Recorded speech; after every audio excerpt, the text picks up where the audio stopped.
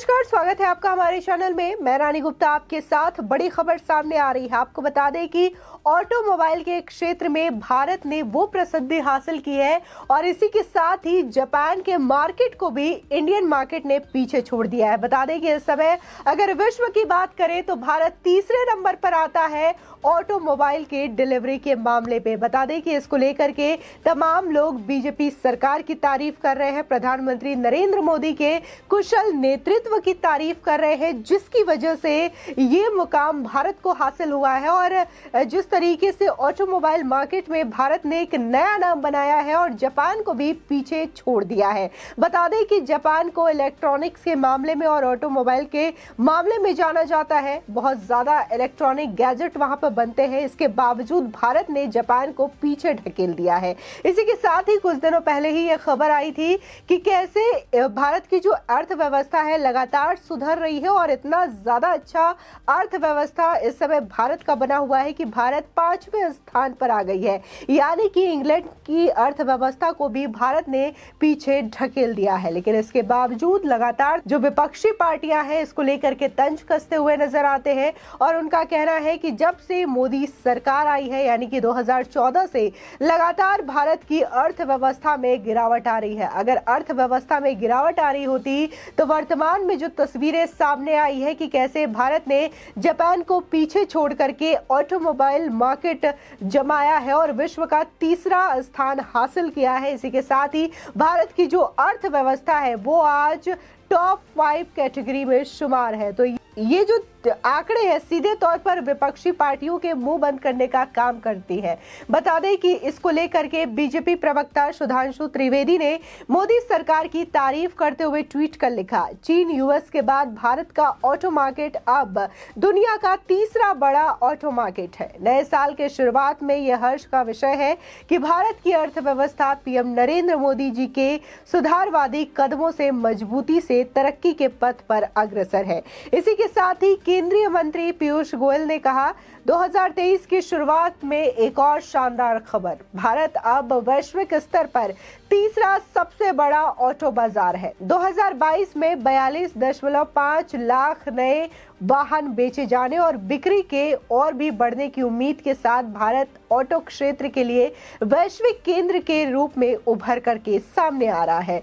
बता दें कि भारत ऑटोमोबाइल सेल्स के मामले में जापान को पीछे छोड़ते हुए तीसरे स्थान पर पहुंच चुका है। ऑटोमोबाइल इंडस्ट्री की हालिया रिपोर्ट से इस बात का खुलासा हुआ है।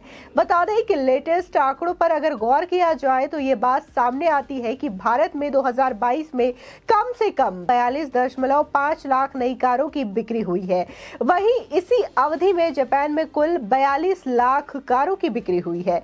बता दें कि society of Indian automobile manufacturers के मुताबिक जनवरी से नवंबर 2022 के बीच भारत में 41.3 लाख नई कारों की डिलीवरी हुई। वहीं मारुति सुजुकी के दिसंबर की बिक्री के आंकड़ों को ही जोड़ लिया जाए तो भारत में कारों की बिक्री का टोटल नंबर 42.5 लाख पर पहुंच जाता है। इसमें अन्य कंपनियों की गाड़ियों की बिक्री का आंकड़ा शामिल नहीं है। वहीं चौथी तिमाही में कमर्शियल व्हीकल्स की बिक्री का डेटा अभी सामने आना बाकी है और साल के आखिरी महीने में टाटा मोटर्स एवं अन्य मैन्युफैक्चरर्स के सेल्स के आंकड़ों को जोड़ने पर भारत में 2022 में कारों की कुल बिक्री का आंकड़ा बहुत ऊपर पहुंच जाएगा। बता दें कि 2021 में चीन ग्लोबल ऑटो मार्केट का लीडर बन गया था। उस समय चीन में 2.627 करोड़ वाहनों की बिक्री हुई थी। इसी के साथ ही अमेरिका इस मामले में दूसरे स्थान पर रहा था जहां 1.44 करोड़ कारों की बिक्री हुई थी। इसके बाद जापान का स्थान आता है जहां 2021 में 44.4 लाख व्हीकल्स की बिक्री हुई थी। बता दें कि भारत में ऑटो इंडस्ट्री में हाल ही में काफी अधिक उतार चढ़ाव देखने को मिला था। बता दें कि 2019 में गाड़ियों की बिक्री का जो आंकड़ा है गिर करके 40 से भी नीचे आ गया था, जबकि 2018 में भारत में 44.4 लाख वाहन बिके थे। उस साल एनबीएफसी संकट की वजह से पैदा हुई नकदी के संकट की वजह से ऐसी स्थिति देखने को मिली थी। वहीं कोविड पैंडेमिक की वजह से भी 2020 में वाहनों की बिक्री का आंकड़ा गिर करके 30 लाख के नीचे आ गया था। बता दें कि 2021 में एक बार फिर से बाउंस बैक देखने को मिला और करीब 40 लाख गाड़ियों की बिक्री हुई।